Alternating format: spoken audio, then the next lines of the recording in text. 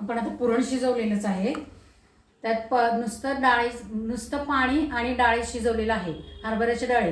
त्यात आपण तेल, हळद वगैरे, मीठ असलं काही घालत नाही, नुसतं पाण्यात शिजवायचं. त्याचा कट काढून त्याची आमटी करायची.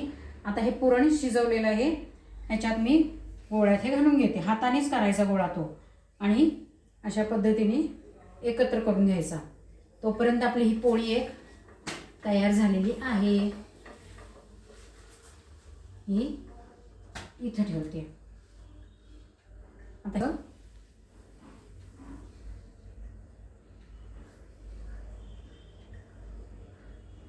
आणि हे पूर्ण पॅक बंद करून घ्यायचं आहे, म्हणजे पुरण कुठूनही बाहेर येणार नाही.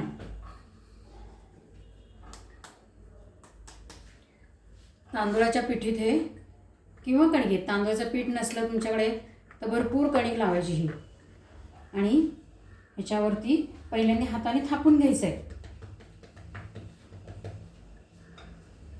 आणि मग लाटायला सुरुवात करायची. आपली आता ही पोळी लाटून झालेली आहे, तव्यावर टाकून घेऊ आपण. ही आपली अशी पोळी मस्तपैकी तयार झालेली आहे, पुरणाची पोळी. या आणि खाऊन घ्या. लाईक, शेअर आणि सबस्क्राईब करा.